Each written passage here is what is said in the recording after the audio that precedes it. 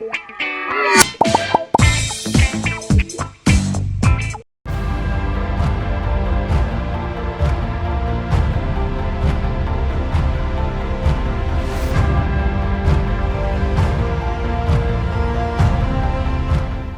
guys, my name is Deyemi Okolamo, actor and creative entrepreneur, and I am on Screen Talk with SIMPLETV. I swear, I can't wait to be the one providing for you. Lefty Stone 2022. Lefty, I can't just leave my boys like that now. Our boys are not any problem. That phrase, that Deyemi the actor, is is not particularly true. I don't really view myself as an actor, you know. I'm more of an entrepreneur. And if you see clearly, everywhere that I put my bio, you see actorpreneur. Because my entire life has sort of been these different things where I'm literally just trying to add value, you know, to people who hire me, people who experience me, you know what I'm saying?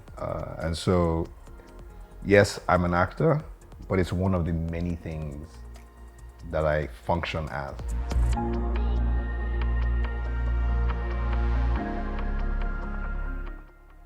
What don't I do? That list is shorter. I do a lot of things. So a lot of people do not realize that I have a 9 to 5. Yes, I head film distribution at Silverbird Film Distribution. Yes, I'm responsible for managing Nollywood releases as well as Sony, Universal, Paramount. So I'm constantly liaising with representatives from these companies across the world. And then of course I have my other things that I do.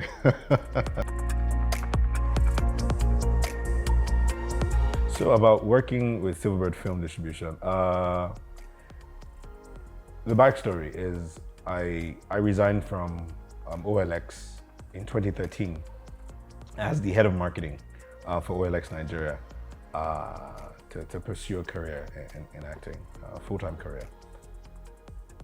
And as I got in, I discovered that a lot of filmmakers knew next to nothing about marketing their films, about promoting their films. And because it was something that I found exciting, marketing, I'm a natural salesman. I would like sit down after we're done filming, so what's your plan? What are you gonna do with this movie? You're gonna take it to cinema? How are you gonna promote it? And because the budgets then were really humble, I would say, okay, look, I'm good at guerrilla style marketing. I know a few things about street marketing. Guys, I used to share flyers on the streets of Lagos at some point in my life, but let's leave that story for now. And so I would help them do plans, this short marketing plans. I'll take that, I'll submit it to them. Then these producers will run to their film distributors and show them, hey, we have a plan. This is what we want to do, you know, for our marketing. And I'll always put my name on those plans. My name was always on the plans. And so all the distributors knew about me, Silverbird, Genesis, Film One. And that's how the distribution executives got to know who I am. They got to know who I was then. And you know, I just started networking with them. Then the head of Silverbird Film Distribution at that time reached out and said she would like me to come and work with the company as a consultant. And I agreed. And so a lot of movies that were distributed by Silverbird, at that time, I was doing some consulting on those projects. In fact, the in-house joke was that if you like, don't cast me in your film, I'll still chop your money. I'll still chop your market. I'll still get paid. I'll still get paid for being a consultant, if you don't hire me as an actor. And a lot of people apparently people now started calling me to say, hey, Deyemi, we would like to work with you, not only because you're a good actor, but because you can help us with promotion. So it's added value, and I'm big on just adding. The more value you add, the more opportunities are going to come your way. Simple.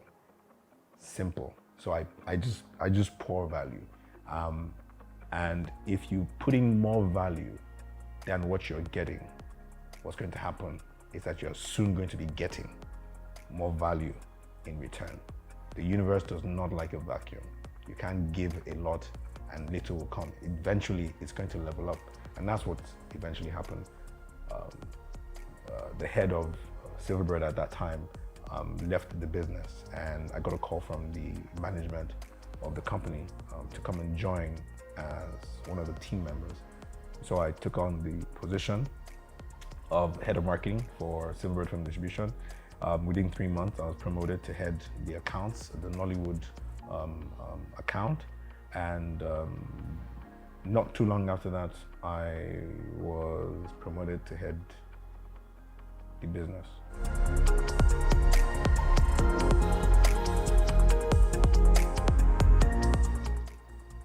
I was having fun. I was just skipping down the road somewhere, having fun, acting in some, I was always doing some acting from the time I was a child. Those primary school plays, right? So I did a lot of those, and when I grew up, I joined this drama group in uni. Graduated from uni, joined another drama group, was the head of one drama group, while I was a member in another drama group in the same church. And I was really just having fun. I was having a great time. What I didn't realize was that as I was having fun, I was learning. Because I took it really serious. I took it People, I don't think people liked me very much because I remember back then when I set a meeting for 3:15 p.m. If I say to my team, we're meeting for 3:15 p.m. and we're meeting for 30 minutes, I would get there at 3:10, I'll be waiting, and it's 3:15. If I don't see anybody, I start the meeting by myself. Once it's 3:25, people start coming in. I do the remaining 5 minutes and I say, that is the end of the meeting. We made a decision that we're gonna make and we keep it moving. I was very, very firm about what I wanted to achieve, in that space. And so many years later, random conversation with somebody, and he just asked, what else do you do? And I said, okay, I do a little bit of acting. And he goes, I have some friends who are auditioning. They're gonna shoot a film, they're auditioning. Let me send you the information. He sends me the information. I go to the audition and I get 2 roles. One for a feature film and another for a short film from my first audition. And that kind of led to where I am today.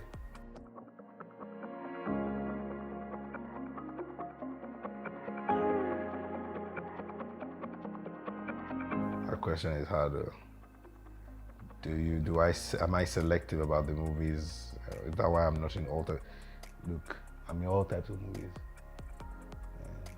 If you name the right price, you want me to lie to you, boo? No, I'm not going to lie. No, but the interesting thing about me is that it seems as if the films that fit me come to me. Do you know what I'm saying? So, and from the get-go, from the very first thing I ever did, they were always of a certain standard. And my entire career has been a series of movies that have been, at a very, very high standard. I'm grateful, and I hope that, we keep doing more of higher standard movies.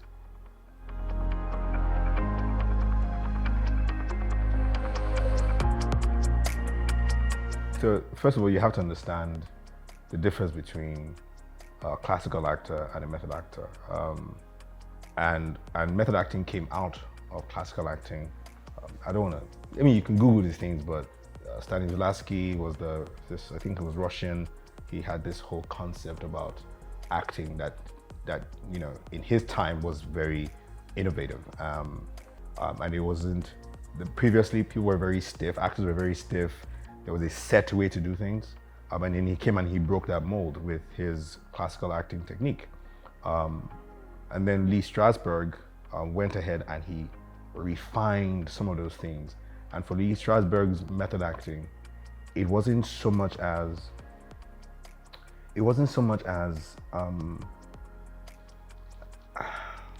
trying to portray a character. It was more of truly becoming and living a character. And as you would know, that would take a lot of work, to totally immerse yourself in a character. Like, I'll use an example. Daniel Day-Lewis, for example. I don't remember the name of the movie that he was in where he was a hunter. And Daniel Day-Lewis just literally went into a bush, built himself a cabin, and would only hunt to eat. He would go out and he would hunt. This is for months. And so by the time he came on set and they said action, it wasn't Daniel Day-Lewis who was on set. It was the character, the person alive. Now, if I was to do that, perhaps I would do one film in 6 months. But it takes a lot. Method acting takes a lot out of you, mentally, emotionally, physically. So I respect it, and there are elements of it that I employ in the work that I do. But I'm totally in awe of method acting, and I can never, at this moment, right now, call myself a method actor. I have my own style, that I just filtered from different techniques that I know.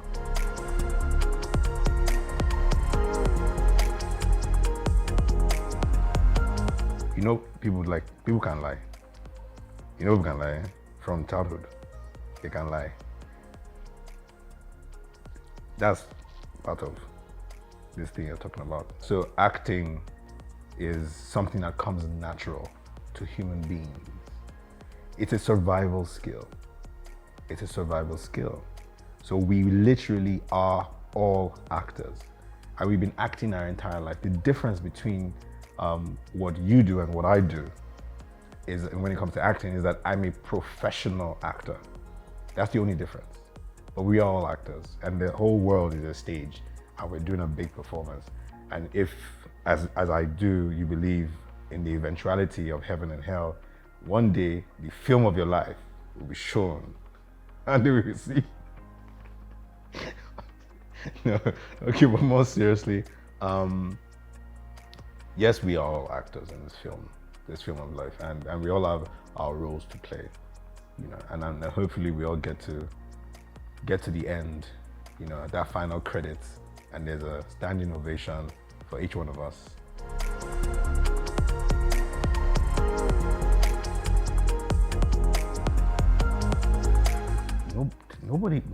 Nobody should overact. At what point should anyone use overacting? You should never be seen to be acting. Look, if I feel as if I'm acting, I'm in a scene, and I can sense that I'm acting, I will spoil the scene. Sorry, can we do that again? Thank you very much. Yes, because I'm acting. I should not be acting. I should be reacting. Is not pretending. Acting is finding the truth or being real in an imaginary circumstance. So that yes, the scene might be imaginary, it might be constructed, but what's happening in that scene is real. So for the first time, you say a line and say, "Hi, Deyemi," and it's going to be the first time, even though I've rehearsed it, but it has to be that's the first time this character is hearing you say, "Hello, Deyemi." So the response to that "Hello, Deyemi" is unique, it's new. It's the first time I've ever said it, and it's the only time I'm ever going to say it as the character. So it has to be real. So you should never be seen to be acting, much less overacting. Yeah.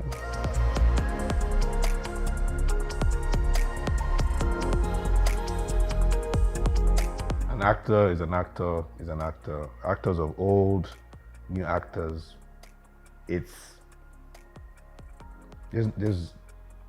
there's no such thing. It's like asking me if doctors of old and doctors of now, they are both healing people. The whole purpose is to heal people, right? And techniques get better, technology comes in to help you, you get better, and hopefully what happens is people get better over time, and industry gets better over time. A profession, you get better at it over time, Of course, if you've been at it for 30 years, 40 years, if you're an RMD, for example, you know, you have reached genius level at your craft. And if you're, say, me, you know, who's just a few years into the industry, there's definitely more to learn. But guess what? It should take me much less time to achieve that genius level mastery level that we're talking about, you know, than it may have taken an RMD, because again, I have more resources. He didn't have the internet. He didn't have access to Kevin Spacey. He didn't have access to Denzel Washington, you know, and their videos and their training materials. You know, he had access to what was available at that time, and he's gotten so much better over a long period of time. It should take this new generation a shorter period to reach genius level if they put in the work. That's all there is to say about that.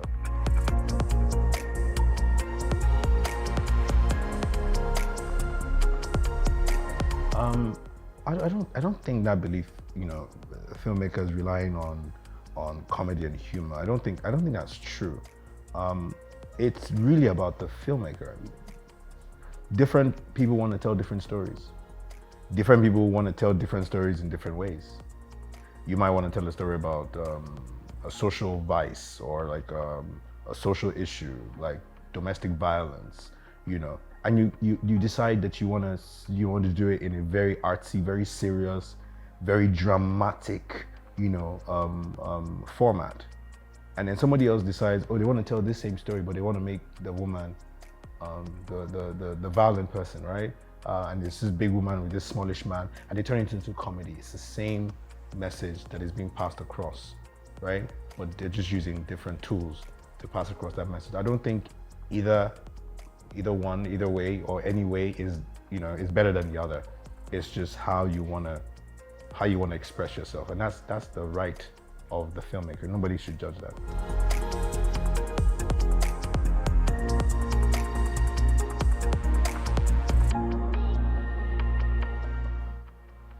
I'll combine all the four of them together and be everyone at once. So I'll be the Yoruba speaking James Bond. Babe, orúkọ mi ni Deyemi. Deyemi Okonawa. Yeah, I now use my Oruka to carry on.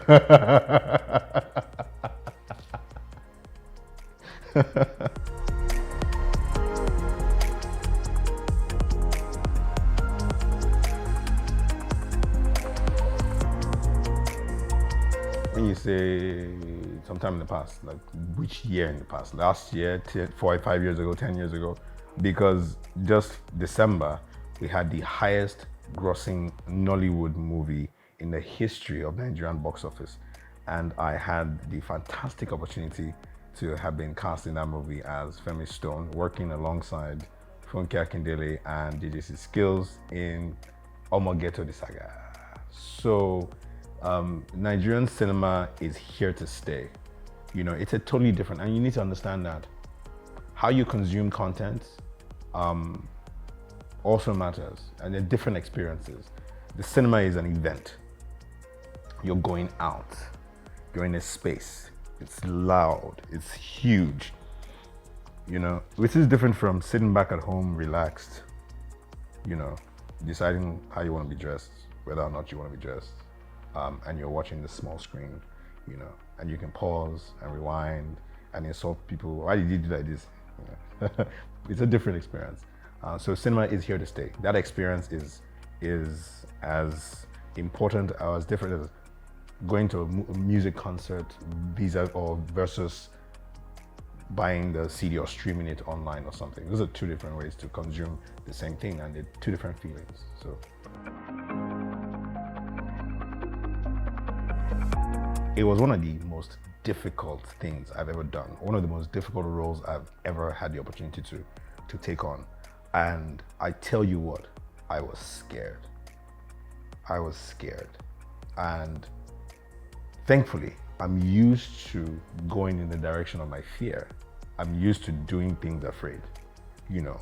I'm just like, you know what, last, you know, everybody could do okay. How if he die, nothing happened. So when I got offered the role, I begged for help. Every single person I thought could help me get into character and understand that character. I had done too many movies where I had played, some type of role, speaking in a certain type of way. And I'd seen it happen to other people where you get boxed into one thing, and then when you had the opportunity to do something different, you just revert to the status quo. So I literally had somebody by my side the entire production period who was mandated to make sure, it was almost like as if he had Koboko. If you see Deyemi flogging, you know what I'm saying? You must see Femi Stone. And I'm super grateful to Funke Akindele and JJC Skills, because JJC a lot of times behind the camera, and Funke, it was like JJC was a technical director and Funke was like a actors director, and I was interfacing with both of them, and they kept me along that. Like I watched the movie and I was like, how did I pull that off? And I'm super grateful. The entire production team, scene one, they were phenomenal. I had a great time. One of my best ever experiences.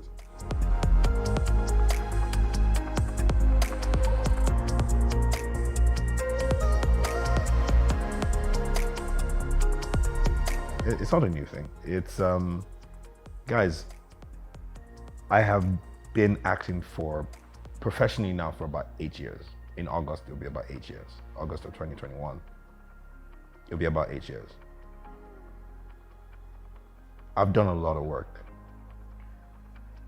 And I've done a lot of roles. What has happened is that I have gotten better because I've been consistent. I've always wanted to be excellent whenever I do anything, no matter where I am. If you put me in a Yoruba film, if I started off in the Yoruba film industry, I would just be striving for excellence. If I had gone on to do films that get on Iroko or on DSTV, I would strive to be excellent. If I go on stage, I will strive to be excellent. What has happened is that the same ideology is what has just been consistent in my life. And then I found myself now on a bigger platform, as you know what I'm saying, like on this big cinema screen, literally just being excellent. So it's not like this is new. It's not a new thing. I've done a couple of roles, that people would consider to be a bad boy type role in the past, but it's really about consistency and doing things differently. So, and if you look at it, in the next maybe 2-3 movies you're gonna see come out in cinemas, they'll be totally different. Femi Stone is totally different from Fogo Bombastic, for example. But the next 2 movies, like, if you look at The Wait, which is out in cinemas now, it's a totally different role. It's heavy on drama, very, very, and then there's The Lockdown coming up as well. And so, yes, I'm just happy to be working and doing what I love and just having these various, opportunities to do them.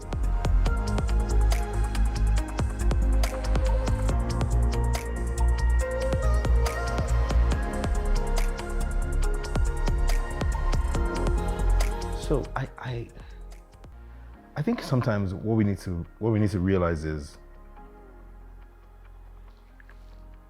nobody ever gets it perfect. We're never really, we strive for perfection and for excellence, but we never really get it. Like you mentioned Teolo Anile, I'm a huge fan of that movie.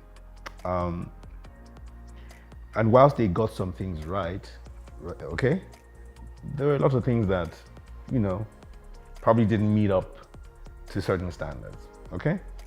And there might be movies now who are not getting what a movie like Teolo Anile got, but in other areas, they excelled.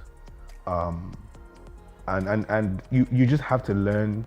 I think what we just need to do is just keep learning, and not drop the ball. If the generation before us has set a certain standard, we must learn from that generation and up that standard while we also imbibe the new things that we know.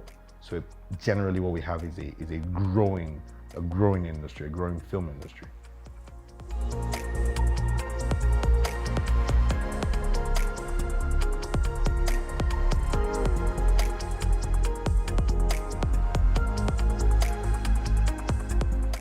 who do I enjoy working with the most? I don't know. It's like me asking you, who do you enjoy going out with the most? I'm sure different people bring different vibes. You know, you have your quiet friends who you just know that they're dependable, different energies, you know. So I don't think there's any such thing. Because you guys realize that it's called a play, right? Acting. So we're playing. We're literally just playing, we're having fun. So is there a person that I have more fun having fun with, or have more fun playing with? They're just varying. They're so varying. Like the guys, the girls, you know, everybody brings different energy. So and it's also beautiful. And the most important thing is not about the other people. It's about me. It's not about the other people. It's about me. It's about me as a person, my character, my personality. It's what am I putting out there, and in response, what am I getting? So if I'm a good person and I have a good heart and I'm open, you know, and I love people, then I'm going to get that in return. So that's what I get, and I'm loving it. I love everyone that I work with, even if we have issues. I've had issues with people. I have conversations. I'm too old. You know what I'm saying? To be playing games. I call you aside. I have an issue with this. You know, it's not going to be a problem. I just need you to know that we can resolve this. Let's go past it. It's fine. If I offended you, I'm sorry, and we move on. If not, then life is not difficult. It isn't.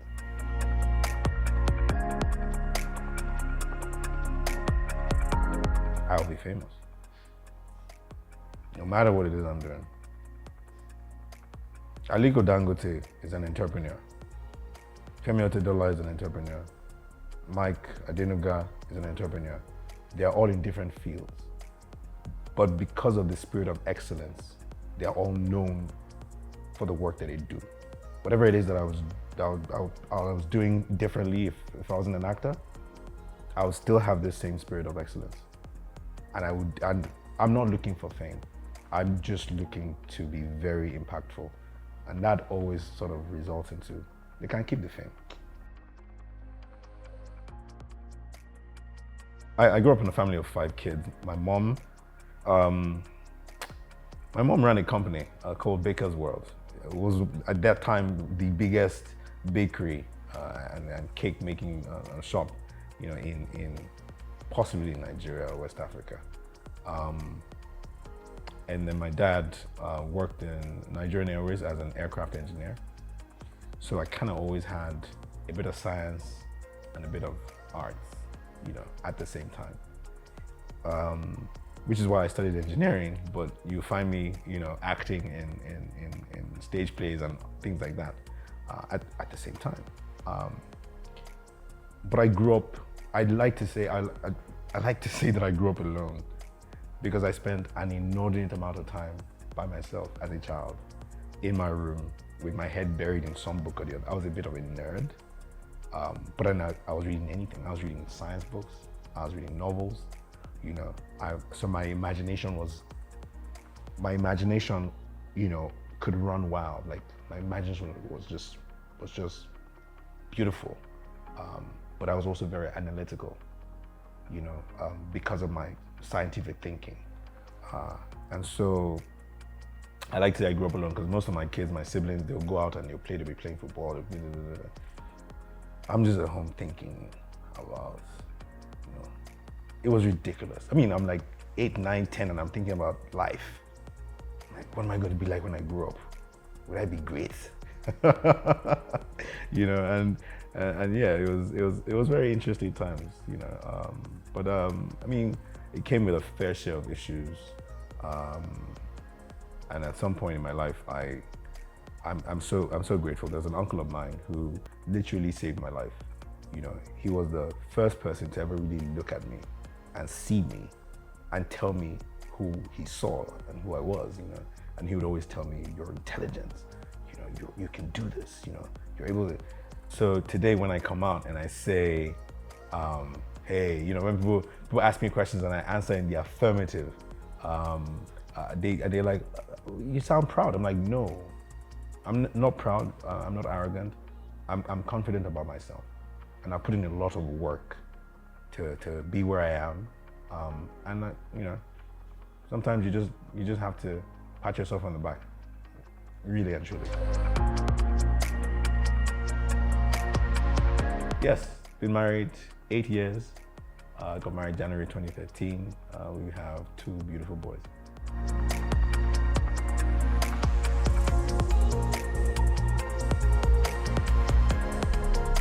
Hi guys, my name is Deyemi Okolamo, actor and creative entrepreneur, and I am on Screen Talk with Simple TV.